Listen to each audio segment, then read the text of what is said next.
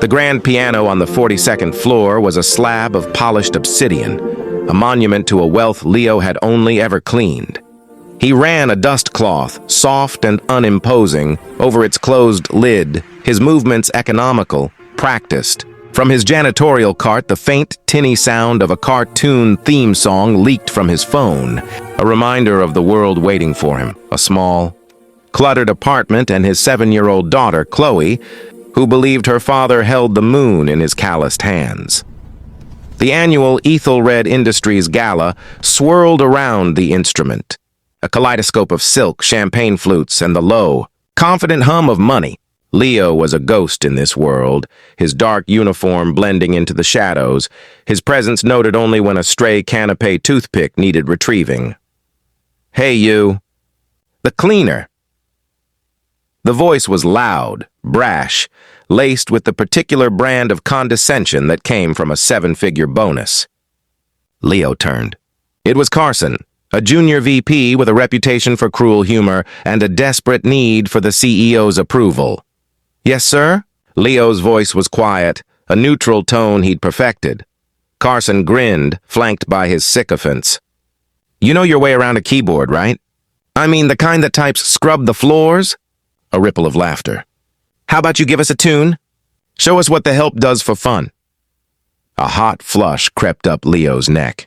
He could feel dozens of eyes turning towards him, a mix of curiosity and amusement.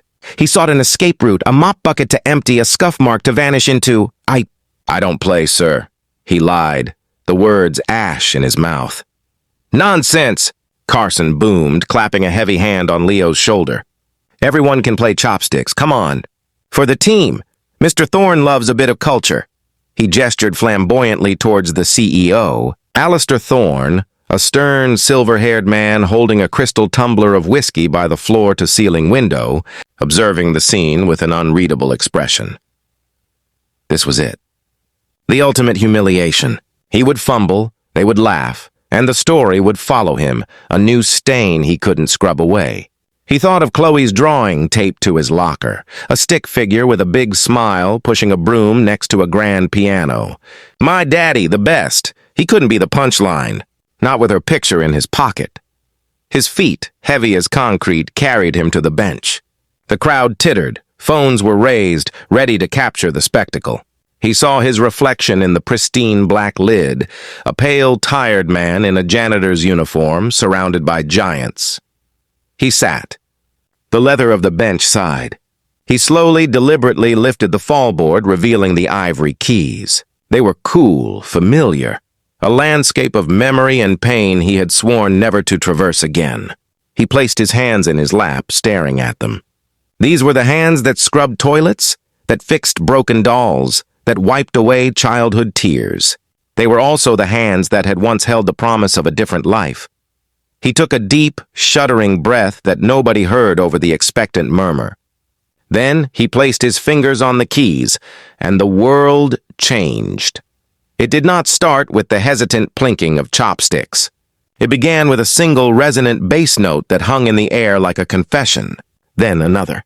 A complex, melancholic chord progression unfolded, a haunting melody weaving through it like a ghost in the architecture of the sound. It was Rachmaninoff. His Piano Concerto No. 2. Not the simplified version, but the full, thunderous, heart-shattering orchestral part, conjured solely by 10 fingers on a single piano. The room, which had been a cocktail party, became a cathedral. The mocking smiles vanished. Carson's jaw went slack. The whispered conversations died mid-sentence. The music was a physical force, filling the vast space, each note a story of loss, of love, of a dream so bright its extinguishing had left permanent scars. Leo's body swayed with the rhythm of the piece, his eyes closed, his face a mask of profound sorrow and even more profound love. He was no longer Leo the janitor. He was a vessel for a beautiful, broken memory. He was playing Alara's song. In his mind, he was no longer on the 42nd floor. He was in a sun-drenched conservatory, a young man with ink-stained fingers and a future blazing before him. Ilara was there, her laugh the most beautiful melody he'd ever heard, her cello resting against her shoulder as they played this very piece together. Their piece. She was his muse, his partner, his everything. The music swelled, capturing the dizzying joy of their love, the frantic, beautiful race towards a shared dream. Then, the music shifted. The melody became fragile, desperate. A single repeating high note like a hospital monitor's steady, accusing beep. The chords underneath turned dissonant, aching. This was the part of the story words could never tell. The diagnosis, the frantic hope, the slow agonizing fade. He played the sound of a future dissolving, of holding a hand that grew colder with each passing measure, of promises made in a sterile white room. A tear escaped his closed eyelids, tracing a clean path through the fine layer of dust on his cheek. He didn't wipe it away. Across the room, Alistair Thorne, the formidable CEO known for his ice-water composure, stood perfectly still. The whiskey in his glass was forgotten. He was not seeing the janitor. He was hearing a soul laid bare. The music spoke of a specific, devastating love, a loss so profound it had reshaped a man's entire life. It mirrored a hollow space in his own heart, a loss he kept locked away in the deepest vault of his being. Without his permission, a single hot tear welled in the corner of his eye and spilled over, tracing a path down his weathered cheek. He did not wipe it away. The final notes were not loud, but they were immense. A gentle, resigned descent, a letting go. The last note faded into a silence so absolute it felt sacred. Leo slowly lowered his hands, the spell broken. He was just a janitor again, sitting at a piano in a silent room of stunned billionaires. He stood, the legs of the bench scraping softly against the marble floor. The sound was deafening. He didn't look at anyone. He simply walked back to his cart, picked up his cloth, and began wiping down the gleaming surface of a nearby table, his movements once again those of a ghost. The crowd remained frozen, a collective breath held. No one clapped. Applause would have been a desecration. The silence followed Leo like a phantom as he pushed his cart into the service elevator. The doors slid shut, cutting off the frozen tableau of the gala, and the spell was broken. In the sterile, fluorescent hum of the descending car, the weight of what he had done crashed down on him. He had broken his own most sacred rule, never look back. He had opened the vault where he kept Ilara, and the ghost had escaped, stunning a room full of strangers. Shame warred with a strange, cathartic relief. He felt naked. Back in the janitor's closet, the small, windowless room that smelled of bleach and lemon-scented polish, he leaned against the wire shelving, his hands trembling. He pulled out his phone.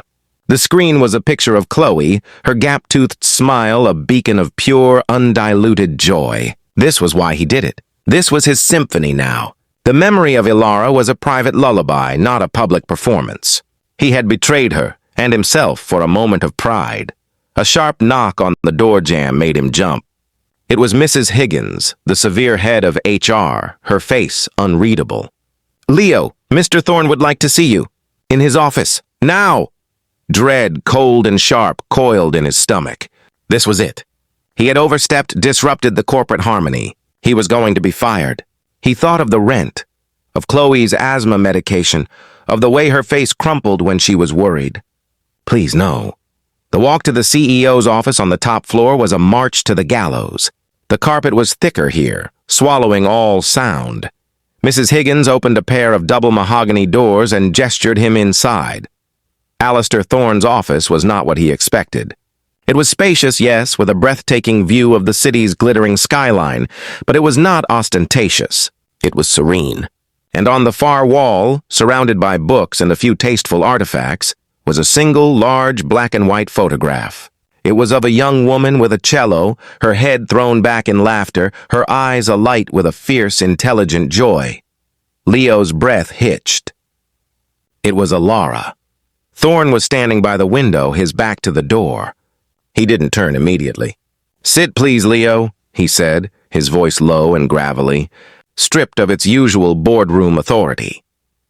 Leo sat gingerly on the edge of a plush leather chair, his eyes glued to the photograph, Thorne finally turned. His eyes were red-rimmed. He looked older, stripped bare. He followed Leo's gaze to the picture. Her name was Ilara, Thorne said, the name a prayer on his lips. He walked slowly to his desk, picking up a small framed photo that Leo hadn't noticed. He handed it to Leo. It was a younger Thorne, his arm wrapped around the same young woman from the wall. They were both in formal wear, standing backstage at a concert hall. The love between them was palpable. "My daughter," Thorne said, his voice cracking on the word. The world tilted on its axis. Leo's mind raced, connecting impossible dots. Ilara had never spoken much of her family. She'd said they were traditional and hadn't approved of her musical ambitions or of him, a scholarship student with no name and no prospects. She had chosen her art and him over their world. They had eloped. He had assumed her parents were merely distant, disapproving figures. He never knew. He never imagined. "She was the most brilliant light in this world," Thorne continued, his gaze distant. "So stubborn. So fiercely in love with her music. And with a boy. A pianist of staggering talent, she told me. She said he understood music, and her, in a way, I never could." He looked directly at Leo, his eyes swimming with a bottomless ocean of regret. "I was a fool. I forbade it." I told her it was a dead-end life, I said. I said if she walked out that door with him, she was no daughter of mine. The words hung in the air, each one a shard of glass, reconstructing a history Leo never knew. "She left," Thorne whispered. "And my pride?" "My damned stupid pride. I never reached out. I followed her career from a distance in secret. I knew she was playing with the Philharmonic. I knew she had married." His eyes met Leo's, a devastating understanding passing between them. "And I knew through a private investigator I hired in my cowardice when she fell ill." Leo could barely breathe. The man who had fired 1,000 employees, the titan of industry, was crumbling before him, confessing his greatest sin. "The investigator's final report," Thorne said, his voice a raw whisper. It said she was happy. That her husband, a janitor now, was a good man, a devoted father. It included a picture of a little girl, my granddaughter. He walked around the desk and stood before Leo, not as a CEO to an employee, but as a broken man to another. "The music you played tonight, that was your arrangement. The one you and Ilara wrote together for the two of you. She sent me a recording of you both playing it, just once, a year after she left. I've listened to it every day since she passed." He placed a trembling hand on Leo's shoulder. "I didn't just hear a beautiful piece tonight, son. I heard my daughter's heart. I heard your love for her. And I heard the life I stole from us all." Leo looked up at the man, his enemy, his father-in-law, a stranger bound to him by the most profound love and the most profound loss. The hatred he thought he might feel had no room to grow. It was suffocated by the sheer, overwhelming weight of shared grief. "Her name is Chloe," Leo said, his own voice thick with tears. "She has her mother's laugh." Alistair Thorne's composure finally broke. A sob, raw and ragged, escaped him. He pulled Leo into a clumsy, desperate embrace. Two shattered men holding each other up over the grave of the woman they both loved. "I have wasted so many years," Thorne wept into Leo's shoulder. Is there any way? Could I ever?" Leo, stunned, his own tears falling freely, simply held on. The twist of fate was too immense, too heartbreakingly perfect. The CEO who had torn them apart was now, a decade too late, begging for a piece of the world his daughter had built. The janitor held the key not to a cleaning closet, but to a grandfather's redemption. And in that silent, tear-soaked office, under the watchful, laughing eyes of the girl in the photograph, a new, fragile melody began, born from the heartbreaking ruins of the old.